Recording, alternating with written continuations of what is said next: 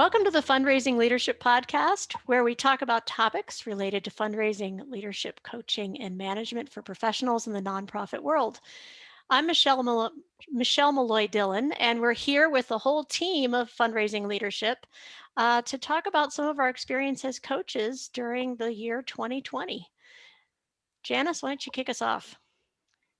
Sure. Yeah. So, we're all here. It's kind of cool. We're not usually all here on the podcast because we usually a couple of us are on with guests, and we decided to do something different this year. So we're doing two things. One is we do have a blog post that we'll link to, which is Community Reflections on 2020, where we invited 6 of our former podcast and blog guests to reflect on the year and some of the learnings they had, and also some year-end rituals that they use. And we decided to do something a little bit different and have each of us talk about, it was a big year and we saw our community and our clients go through a lot this year, and coaching was a big part of supporting them through that. So we thought we'd talk each of us a little bit about what we noticed as coaches. So really when COVID hit, Michelle, David and I were in a mental fitness program, and then Margaret, you came into it shortly after. And so that was a big part of particularly your coaching this year, David. So why don't you tell us a little bit about that? It's work that is alternately referred to as mental fitness, or positive intelligence is also how it's referred to by us and by the creator of this coaching and training modality, Shirzad Chamine. And now we've all been through the coach training, and now, and I will say that for me, nearly all of my clients since I started coaching had, as soon as this electronic assessment was available, this we call it the saboteur assessment, nearly all of my clients have taken that assessment, and many of them who had participated and taken that assessment came into this coaching program. They had been previous clients, and they really wanted to do this work. And so I was fortunate to sort of a group coach. Like we have this program is set up in a group coaching environment. And so folks come in and they watch a video, and at the start of the week, and they have an app. Everybody has an app now. Even we have an app now, Janice. So they can practice on the app. And then they come in with one of us in a group coaching environment. And I've led several of these coaching pods, we call them, or groups. And it was just amazing to see how this work, where clients confront the way they sabotage themselves, especially during the pandemic. The environment was such that it was a perfect training and coaching program for a difficult set of circumstances, because our saboteurs get activated when life gets difficult, people are difficult, or we are difficult on ourselves. So it was almost like a perfect storm. Like some people were like, wow, I thought I was not going to have time to do this. This was not the right time to do this. And to a person, they said, I couldn't have done this at a better time. If I was sitting on a beach in Hawaii, it would not have been the best time to do this program. We all had the same thoughts ourselves as we were going through the training. Exactly. As we were going through, we went through it right at the beginning of the pandemic. Well, and I will say, so I, there's different saboteurs. I have a controller saboteur. So in times of stress, that's what I seek to try and control things, and nothing less controllable than a global pandemic, so it was really powerful for me to be have these tools, right? So a big part of the program is giving people tools to then recognize, of course, that you have these ways you sabotage yourself, but then actually be able to do something about it. Yeah, Yeah. I've seen so much. There's one of the saboteurs that's a victim saboteur, and that one has, I think, been on steroids for many people during this period of time when there's so little we can control. There's been so much, what am I going to do? This is the worst thing. I have to do everything ever. around here. It's It's like terrible. the Eeyore, Eeyore. I got to do everything around here, Yeah. but nobody does anything Nobody but me. does anything. Yeah, totally. Well, and the other piece of that program that felt again like magical at the time was challenging you to see the gifts Right. in difficult circumstances. Yeah. That's sort of the creme de la creme, shall we say, of the program. Yeah. It's very difficult to see the gifts or generate the gifts, as we say, actually generate the gifts from difficult circumstances, difficult people, or those are the two. You sort of, wow, where's the gift here? And so that's why this program with coaching is so important, is because, and each of us now is trained in this, and Margaret, you led a pod also during this year. And it's helpful to have someone like us guiding you through these difficult times where you can't see the gifts, and you actually, you do find them, and the clients do find them. And that's pretty magical to witness. And it really, I think that's a good segue, Margaret, to something that I want to talk to you about, which is we had to look for the gifts as a company because, our business changed drastically with COVID. And one of the, and actually, Margaret, I mean, you're newer to our team as well. So I'm the gift. Yeah, you're the gift. Exactly. You were the gift.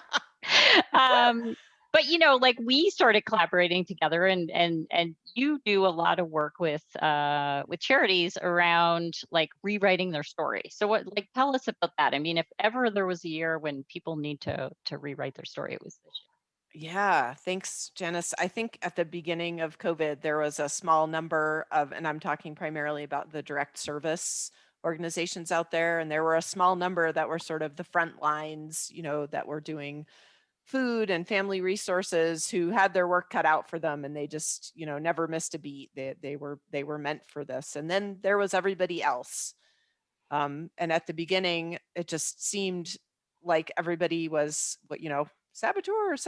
People were dropping their agendas, moving on to the sidelines, feeling guilty about asking for money, because what if I took $1 away from a food bank? That would be the worst thing ever. And so a lot of the work that I did with my clients in fundraising coaching over the course of the year was to help them reconnect to why their work mattered, why it still mattered. There was this beautiful evolution of a widening circle. I mean, if you look at sort of foundations that did relief in COVID work, at the beginning, they just did the food banks and the medical things. And then they realized, oh, mental health is really important, and domestic violence actually needs some of our love. And, and the circle just kept kind of getting wider and wider and wider. And my work was really helping executive directors to, retell their story, tell a new story. Why do you still matter? And please reconnect with what's important about the work that you were doing, and let's find a way to, don't drop your agenda. So I would say that is where I spent most of my time. Well, and this year. it strikes me like what I love about what you do is there's layers to it. Like, first of all, the team needs to reconnect to their story and sometimes write a new story to, like you said, to remember like we matter. Yeah. And then you also help people to translate, how do you still tell that story in a compelling way so that they can get the support they need. Yeah, and Michelle and I did some board trainings, and we helped, not just the executive director, but boards that knew all hands on deck to survive this fundraising. Absolutely. And that's part of the gift in this is, okay, we thought we had a story, and now we have to shift the story. Like, what's the new story? What's the shifted story here? What's the possibility with that, and being conscious of what that might be? Yeah. Yeah, because Yeah. how all organizations were going forward may not have been the best way to begin with. It's just that's where the trajectory was going. And this crisis changed everybody's trajectory. So it's such a Yes. wonderful chance to review. Yeah. So much disruption. So much Absolutely. disruption. Yeah. Yeah. Yeah. Such a gift in storytelling. I love that. I love that. Yeah. And then, some of what I've been doing is a little bit related to that too, Margaret, with so many of the clients that I worked with this year. There was such a huge monumental shift in how to work together when everything originally went virtually in March. And so the gift in that was we get to redesign how we might want to work together as a team. I worked with a lot of leaders of teams who um, needed to create clarity with their teams about what working together would look like in such a virtual environment, down to the nitty gritty, like, how to run meetings online. Like, how do we do this? Are we on video? Are we not on video? Are we in our pajamas? Are we dressed like, our kids in the room? Are they not? Right? All that craziness going on. And there was a real seismic shift to how teams were communicating with each other and working with each other. And I'm noticing a similar shift now in November and December of 2020. It's kind of like we've been in this for 8 or 9 months, and now it's sort of like another shift has been needed for this longevity to get through this. And I'm really noticing a theme that it's so important to stay connected and for leaders to have clear communication with their direct reports, and to create a culture of accountability, to know who's responsible for doing what. It's even more important in this virtual environment that's happening right now, because we can't stop at the water cooler and say, hey, did you get that done, or what's going on? So there's been a lot of this work that I've been doing as a coach with leaders about sort of staying oriented to that clear communication and making sure that they can maintain the trust in their team and in their work together to get things done in this highly changing, it's still changing, it's going to keep changing environment. Yeah. And Michelle, it just strikes me, I don't even think we've really talked about this much here publicly as a team. Is you made a huge shift that you also started teaching at the coaching school that we all graduated from this Yeah. year, which was a big professional accomplishment for you. And that school had to pivot online. And I think you learned a lot and brought a lot to us as a team in that endeavor, of being part of that. Yeah, thank you. It was a huge, just as I was being onboarded as a faculty member, literally like mid-process, everything shifted to being virtual. And I'm very lucky that we as a team hold virtual programs for our clients. So that wasn't such a reach for me, but for the Coactive Training Institute to completely revamp all of the curriculum in that way, it was, once again, crazy. And the gift in that is that there was a review of all curriculum, and it's fantastic online as well. So it was really wonderful to be part of that changing scenario with them too. Yeah. Michelle, I'm sort of curious because it seems like one of the skills that's been required is how to create connection and intimacy even through Zoom, how to keep it less formal. What have you learned? What I've really learned, I've learned that there's such a gift in the fact that people's pets and kids are walking in the background, and spouses, because there used to be such a barrier between work and home. And many of us worked very, very hard to keep that barrier. And I know for a lot of my coaching clients, it was kind of an exhausting barrier to keep up. And it's sort of, what's happened is that barrier has crumbled. And it doesn't matter what your role or what your level, your 2-year-old might be sitting on your lap during that meeting for some of it. And there's a greater appreciation for people to feel like they know a little bit more about your life and your personal life. And that's been one of the gifts. I hope that lasts for a long time. Yeah, great question, Margaret. Yeah. Well, and it makes me reflect. I mean, one of the things I did this year was I started taking courses through ORSC, which is Organizational Relationship Systems Coaching, And David and Michelle and I took one course together in Toronto in person, and then I went on, boom. and then boom, Right before the world lockdown. changed. Yeah, and so I decided to do a couple of courses. Your question, Margaret, kind of made me realize too, like one of the beautiful things about that was when we were here, I mean, there were some Americans, there was mostly Canadians because it was here in Toronto, but suddenly like I was on these sessions with people from around the world, and leaders actually from Europe, and it brought this real texture to that training. And I really noticed for me this year, like that training is very much about like noticing like what is a system saying, right? And like one system is society, right? And like society was saying many things over the course of this year, and it gave me a chance to like personally to like frame like things that were happening in the world in a different way. But one thing in ORSC that I really love is there's a lot of talk about like as a coach in ORSC is like normalizing, like just bringing to clients like a reassurance, like this is happening, like this often happens in this situation. And it kind of makes people like, your shoulders go down and you take a breath, because it's sort of like, oh, okay, like this is a part of change, this is a part of the arc that we're going through. So I was like very, I think more aware this year than I have been, even with my one-on-one coaching clients, of like where they were in a broader context. And there seemed to be like very distinctive, like at the beginning, like a real sense of panic, right? Because for a lot of people, like maybe on Friday they left their office thinking they were going back on Monday, and then they didn't, and they didn't even have a proper chair to sit in, and their 2-year-olds were there, and all of life changed. So there was this kind of panic. And then I noticed like a real like, okay, there's like all of the things we've wanted to do, especially in fundraising, right? Like there's a lot of things sometimes where it's like, well, you don't do it that way, or that's not the way we do it. And it was kind of like, oh, like full permission, like we can try things, we can experiment. So there's kind of like an excitement. And then a sense of like wanting to make meaning of things. And then I started to notice in the fall, like a lot of like, oh, we're still in this, and people started to dip again, right? And kind of judge themselves. And so again, to just sort of be able to name to people like, oh, I'm seeing a lot of my clients like, like are having this experience, or, some people we're having it at different timelines, but everybody was kind of riding the same roller coaster.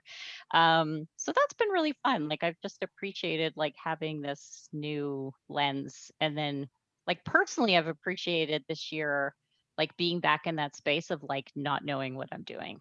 Yeah. I love living in that space of like, you're taking a course and you're like, I don't even understand what's happening in this course. I love it.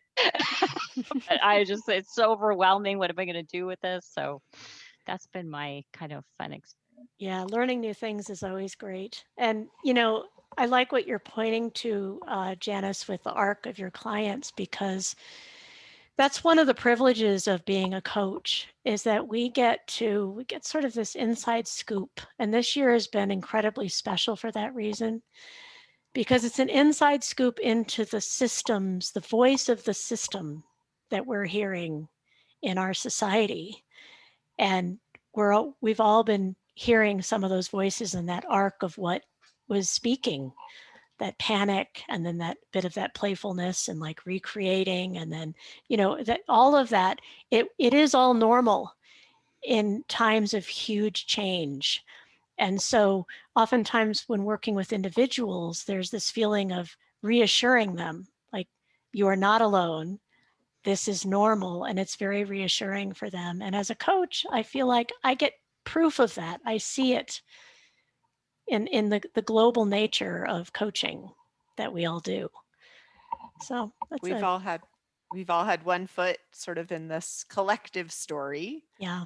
And then everybody has their individual, parts of their story too. It's been as the person who loves storytelling, there's so much. I think people are going to be writing about 2020 for decades. Yeah.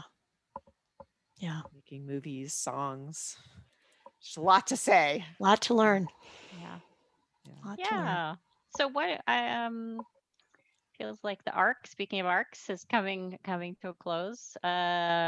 David, anything final thoughts you want to add? Oh, I'm looking forward to, there was a lot of turbulence this year, for sure. Turbulence in the system. And I'm looking, whenever there's turbulence, you know that there are calm seas ahead. Just that you never know when they will come. And so it's like when you have breakdowns, when you're in the middle of a breakdown, right? It's hard to see the gifts, and it's hard to even convince yourself that there's a breakthrough on the other side, but there always is. And so that's part of the arc. So we have that to look forward to for sure. yeah, but there's that calm a sea. calm and peacefulness that I can see coming. Yeah. Nice. Yeah. What about you, Margaret? Let's see. I don't know. I guess I'm gonna go with I have been blown away this year by the innovation, by the creativity, by the commitment that I've seen from my clients and, family, friends, community, the world, the places where people just stopped asking the question of what they can't do and started asking, well, what can we do? And I hope that sticks with us. It's been a beautiful thing to witness. Yeah. Yeah. Nice. Michelle? Yeah, there's a greater appreciation for the simpler things in life as a result, for myself and lots of people I'm coaching and working with. And so I hope that helps our calm forward, that the calm seas that are ahead of us that you were referring to, David, is that once we reach that calm on the other side of the storm, that those simpler things will remain things that we really appreciate. Because when it really comes down to it, like there's only a handful of things that are most important. The other stuff is just noise. Yeah. And like for me, I've noticed building on that, Michelle, like a lot of gratitude and the importance of relationships. And so we wanted to close by expressing some gratitude and saying some thank yous. And our first thank you goes to Kevin Perez, who is the magician behind the scenes of this podcast and the videos that everybody sees on social media. So we just really want to thank Kevin. He produces these, puts our music on, makes us sound better, saves us when we have technical issues, and creates our videos for social media. So thank you, Kevin, for all that you've done for us this year. And we also want to thank our guests. We've been so lucky to have amazing guests from all different sectors, mainly the nonprofit sector, but from other places as well. And they give us their time. They bring their wisdom. They bring their passion. They write. They come on the podcast. And for many of them, they've never been on a podcast before. So they've really stepped into to something with us. That. And then finally, everyone who's listening, would be a bit silly to make a podcast if nobody listened. So we definitely appreciate you listening. We love hearing from you. Sometimes people reach out and tell us the impact that the podcast has had. And that means a lot to us. It means a lot if you share it with your friends. So thank you for listening to us. And this is our last podcast of 2020.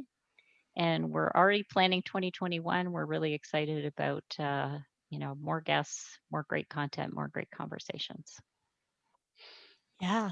Yeah, So let's also express, since we're in the mode of appreciation and gratitude, let's also express gratitude for all of our clients this past year who hung in with us. And a special shout out to the mental fitness and positive intelligence folks. The pioneers. the pioneers, including my wife who went through the program with Margaret. I can say that. I'm not disclosing any confidentiality. I'm married to her, and I have shared that. And it's really actually made our marriage better, as good as our marriage already was. And so for the folks who came into that program, I want to express my appreciation, and I know they got a lot out of it. Yeah. And an appreciation for all of you. It's wonderful being on the same team. Yes. It's been a tumultuous and incredible year at the same time. And here's to a wonderful 2021 to all of our listeners. Yes. Yeah. So this podcast is brought to you by Fundraising Leadership. We provide unique coaching and training programs that powerfully transform how you work in order to get results. Please subscribe if you haven't already. You can find us on iTunes, Google Podcasts, Amazon Music Podcasts, and Spotify. And if you're enjoying the show, please rate and review it so others can find us. See you next year.